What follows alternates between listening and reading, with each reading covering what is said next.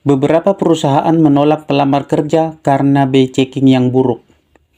Beberapa hari ini sedang ramai diperbincangkan mengenai salah satu syarat pelamar kerja yang sudah mulai diterapkan oleh sebagian besar perusahaan besar.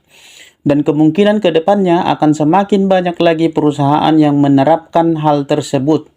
Kenapa? Karena dinilai bahwa kinerja para karyawan atau pekerja bisa dipengaruhi oleh tagihan-tagihan yang menunggak. Seperti contohnya, karyawan mungkin akan terbebani dengan pikiran mengenai hutang piutang sehingga mereka akan terganggu pikirannya untuk fokus kerja. Itu yang pertama. Yang kedua, kemungkinan besar para karyawan ini akan mencari penghasilan di luar jam kerja atau bahkan pada saat jam kerja mengerjakan pekerjaan lain karena terlilit hutang atau karena tekanan atau karena tagihan-tagihan yang sudah membengkak. Kemudian yang ketiga, kemungkinan besar adalah para karyawan atau pekerja bisa saja melakukan hal-hal yang merugikan perusahaan, yang menguntungkan diri sendiri demi mencari uang tambahan. Contohnya seperti melakukan sesuatu hal yang di luar daripada kewenangan mereka, sehingga itu mengakibatkan kerugian kepada perusahaan karena mereka sudah dikejar tagihan dan mereka butuh duit lebih atau uang lebih. Seperti salah satu contoh teman saya dulu ketika dia masih bekerja, dia melakukan fraud, ya, kalau istilah di finance, fraud namanya itu adalah penyimpangan untuk melakukan sesuatu yang menguntungkan diri sendiri dan nasabah tapi merugikan kepada perusahaan. Artinya sesuatu hal yang tidak semestinya bisa, yang tidak sesuai dengan aturan tapi dilakukan oleh karena keuntungan diri sendiri dan juga nasabah. Oleh karena itu, teman saya ini sempat juga terkena kasus dan akhirnya dia dipecat dari pekerjaan. Jadi menurut saya, memang tagihan-tagihan bisa dibilang itu akan sangat mempengaruhi secara langsung maupun tidak langsung kinerja karyawan atau kinerja para pekerja.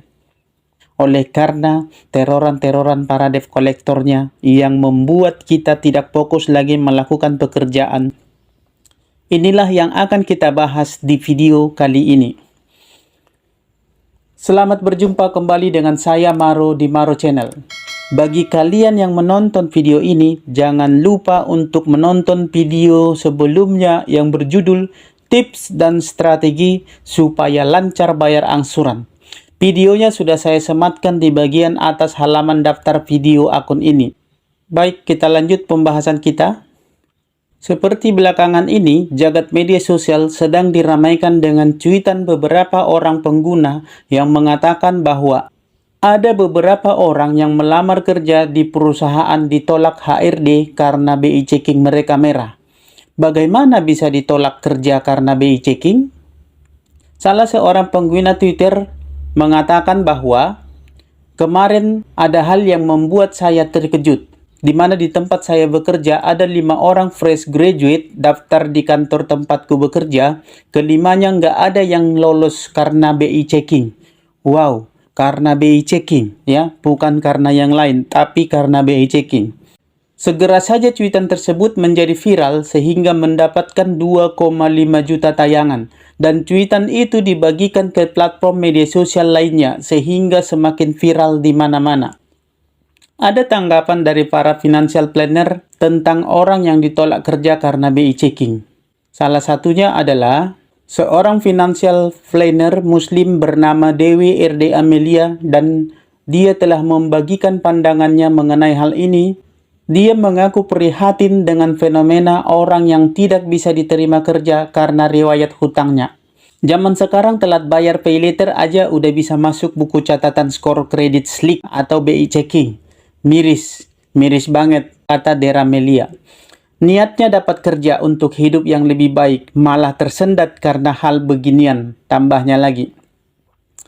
Dan banyak lagi tanggapan hal-hal seperti ini yang mungkin memprihatinkan bagi beberapa orang, namun hal ini adalah sesuatu hal yang tidak bisa dipungkiri bahwa BI checking itu sebenarnya sangat berpengaruh bagi para individu-individu, terutama para pekerja.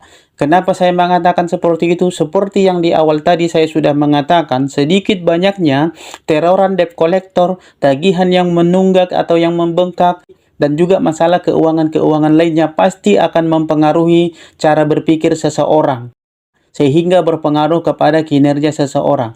Jadi tidak bisa kita salahkan bahwa perusahaan ke depannya akan lebih banyak lagi menerapkan hal ini. Karena tidak ada perusahaan yang mau rugi. Oleh karena itu, kitalah yang harus bisa mengontrol diri kita, mengontrol keinginan kita, mengontrol konsumtif kita, supaya jangan terlalu gampang untuk mengambil suatu keputusan, apalagi dalam memakai uang yang hasil daripada kredit, pinjol, atau hal-hal konsumtif lainnya, sehingga akan menyusahkan kita di masa depan. Baik, kita akan mempelajari atau melihat sedikit tentang apa itu BI checking atau SLIC, supaya masyarakat yang belum tahu bisa memahaminya. Dan kenapa alasan seseorang bisa ditolak karena BI checkingnya bermasalah. BI checking ini merupakan kredit scoring, ya, yaitu rekam jejak data keuangan kita yang ada di bank, baik pinjaman online legal, juga pay later, dan juga pinjaman-pinjaman lainnya, semua tercatat di sana. Dan catatan ini oleh lembaga keuangan dinamakan Sistem Layanan Informasi Keuangan atau disingkat dengan SLIC. Data SLIC kemudian terbagi menjadi beberapa kategori yang kesemuanya itu memakai beberapa ketetapan atau waktu pembayaran pinjaman sang debitur atau penghutang. Jadi semua hutang piutang Anda dan cash flow Anda atau catatan keuangan Anda akan tersimpan di sana. Dan semua catatan itu bisa diakses oleh para HRD atau PIC suatu perusahaan untuk melihat data keuangan Anda, sehingga pada saat Anda melamar pekerjaan, mereka akan melihat juga tentang bagaimana histori keuangan Anda yang menandakan kepribadian Anda. Kita akan lihat di sini ada beberapa kategori yang mungkin kita harus pahami tentang kolektibilitas, yaitu SLIC atau BI checking tadi, tingkatannya atau urutannya. Ada scoringnya. Yang pertama adalah kolektibilitas 1, yaitu debitur lancar membayar pinjaman, tidak ada tunggakan. Artinya, debitur tersebut atau keuangan orang tersebut tertata dengan rapi, dengan tidak adanya tunggakan, dan semua angsurannya terbayar tepat waktu, bahkan keuangannya stabil. Ya, kita masuk ke kolektibilitas 2. Kolektibilitas 2 ini sudah mengindikasikan adanya tunggakan dalam jangka waktu 1-90 hari tunggakan. Kolektibilitas ini atau KOL 2 ini dikategorikan ke dalam kolektibilitas perhatian khusus. Ya, artinya ini sudah mulai garis kuning. Kolektibilitas 3, statusnya kurang lancar karena ada tunggakan dalam jangka waktu lebih dari 3 bulan. Ini sudah memasuki hampir garis merah. Kolektibilitas 4, status diragukan. Sebenarnya status diragukan ini atau kolektibilitas 4 ini sudah masuk ke dalam kategori status yang tidak diakui lagi atau sudah masuk ke dalam garis merah. Nasabah menunggak 3-6 bulan, itulah kolektibilitas 4. Kemudian kita masuk ke kolektibilitas terakhir, kolektibilitas tertinggi, yaitu kolektibilitas 5 atau KOL 5. Kolektibilitas 5 atau KOL 5 ini sudah termasuk ke dalam kredit macet. Debitur menunggak pembayaran hingga lebih dari 6 bulan. Nah, kalau sudah masuk ke dalam kredit macet, berarti ini adalah kolektibilitas atau KOL tertinggi, sudah masuk ke dalam kredit macet. Jadi hal ini tidak bisa ditolerir lagi. Apa akibatnya jika BI checking terdeteksi kredit macet? Bila Anda terdeteksi memiliki riwayat kredit macet, maka Anda akan kesulitan mengajukan pinjaman ke bank, mengajukan KPR saat membeli rumah. Bahkan bila ingin membeli kendaraan secara menyicil pun, kemungkinan besar Anda akan ditolak. Pihak bank tentunya tak mau berurusan dengan orang yang memiliki riwayat kredit macet. Apalagi jika sampai ada bank yang melakukan blacklist.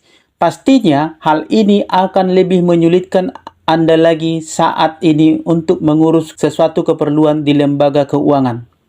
Nah, pelajaran yang bisa kita ambil dari hal ini adalah ditolak kerja karena BI checking.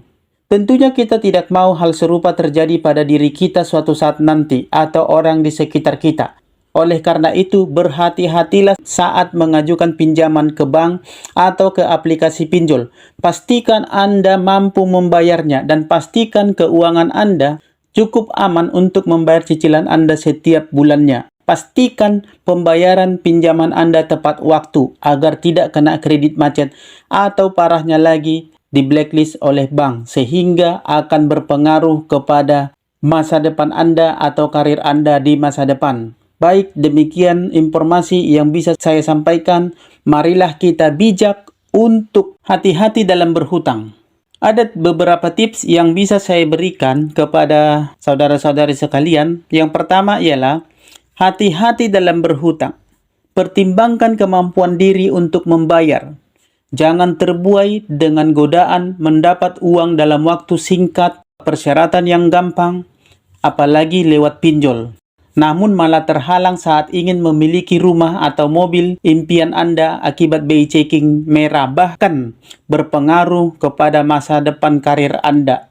Ya, seperti ditolak lamaran kerja atau mungkin suatu saat nanti bisa saja Anda jadi ditolak untuk menerima atau memperoleh promosi jabatan. Yang kedua, jika punya kewajiban membayar cicilan, pastikan membayarnya tepat waktu. Jangan pernah ditunda-tunda, karena hal itu merupakan kewajiban sebagai debitur. Hati kita pun pasti tenang karena tidak dikejar-kejar oleh debt collector lagi. Semoga informasi ini bermanfaat dan saya ucapkan salam sahabat.